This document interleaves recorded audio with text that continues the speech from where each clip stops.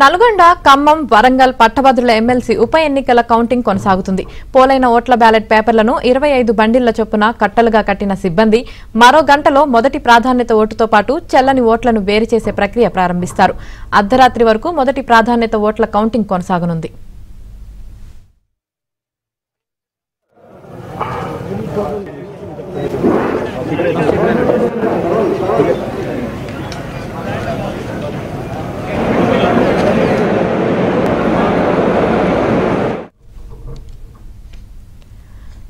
నల్గొండ, ఖమ్మం, వరంగల్ పట్టభద్రుల ఎమ్మెల్సీ ఉప ఎన్నికల కౌంటింగ్ కొనసాగుతుంది. పోలైన ఓట్ల బ్యాలెట్ పేపర్లను 25 బండిళ్ల చొప్పున కట్టలుగా కట్టిన సిబ్బంది మరో గంటలో మొదటి ప్రాధాన్యత ఓటుతో పాటు చెల్లని ఓట్లను వేరు చేసే ప్రక్రియ ప్రారంభిస్తారు.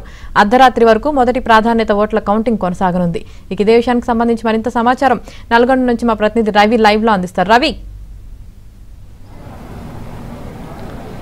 యామిని, నల్గొండ, ఖమ్మం, వరంగల్ పట్టభద్రుల ఎమ్మెల్సీ ఉప ఎన్నికల మొదటి ప్రాధాన్యత ఓట్ల లెక్కింపు ప్రక్రియ అయితే ప్రారంభమై గంట కావస్తుంది. గత మొత్తం ఒక్కో టేబుల్పై 1000 ఓట్ల చొప్పున మొత్తం 96 టేబుళ్లపై 96,000 ఓట్ల లెక్కింపు లెక్కపెట్టే విధంగా మొత్తం 3 రౌండ్ల తర్వాత మొత్తం ఫలితం అయితే వెలువడే అవకాశం ఉంది.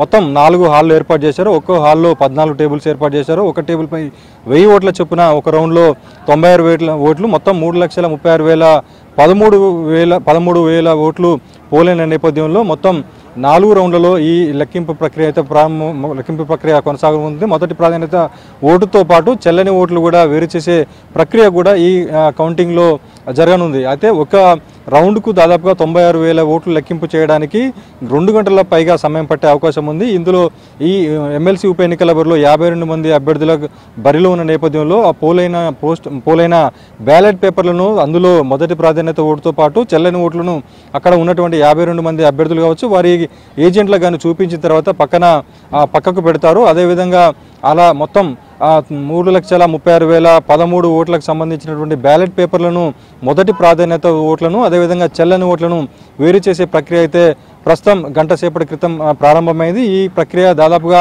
అర్ధరాత్రి వరకు కొనసాగుతోంది. అర్ధరాత్రి వరకు మొదటి ప్రాధాన్యత ఓట్లు ఎవరైతే 52 మంది అభ్యర్థుల్లో ఉన్నారో వారికి పోలైనటువంటి 3,36,013 ఓట్లలో 50% మించి ఒక ఓటు ఎక్కువగా వచ్చినా వారిని విజేతగా ప్రకటిస్తారు. అలా రాకపోతే మళ్ళీ రెండవ ప్రాధాన్యతకు వెళ్లే అవకాశం ఉంది. అయితే మొదటి ప్రాధాన్యత ఓట్లు లెక్కింపు చేయడానికే దాదాపుగా అర్ధరాత్రి పైగా సమయం పట్టే అవకాశం ఉన్నట్లయితే తెలుస్తూ ఉంది. ఈ మొదటి ప్రాధాన్యత ఓట్లలో అటు ప్రధాన పార్టీ అభ్యర్థులైనటువంటి కాంగ్రెస్ అభ్యర్థి తీన్మార్ మల్లన్న, బీఆర్ఎస్ అభ్యర్థి రాకేష్ రెడ్డి, అదేవిధంగా బీజేపీ అభ్యర్థి గుజ్జుల పిరేమేందర్ రెడ్డితో పాటు స్వతంత్ర అభ్యర్థి పాలకూరి అశోక్ కుమార్, మిగిలిన అభ్యర్థులు కూడా ఆశాభావం వ్యక్తం చేస్తున్నారు. అయితే ఈ అభ్యర్థుల్లో ఎవరికైతే 3,36,013 ఓట్లలో పోలైనటువంటి ఓట్లలో చెల్లిన ఓట్లలో 50% మించి ఒక ఓటు వస్తుందో మొదటి ప్రాధాన్యత కనుక అట్లా వస్తే ఇక్కడితోనే విజేతను డిక్లేర్ చేసి కౌంటింగ్ ప్రక్రియ నిలిపివేస్తారు. అలా రాకపోతే మళ్ళీ సెకండ్ ప్రాధాన్యత ఓటుకు వెళ్తారు. అయితే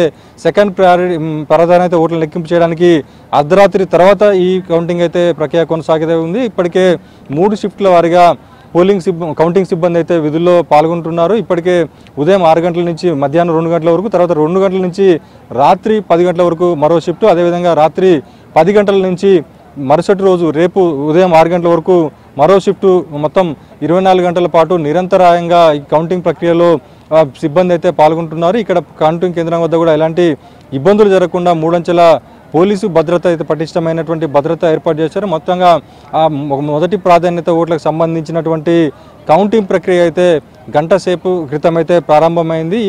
ఈ కౌంటింగ్ అయితే దాదాపుగా అర్ధరాత్రి వరకు కొనసాగే అవకాశం ఉంది. అర్ధరాత్రి వరకు మొదటి ప్రాధాన్యత ఓట్లు ఎక్కువగా ఉనికిస్తే విజేతను డిక్లేర్ చేసే అవకాశం అయితే ఉంది. Vote Hyderabad studio.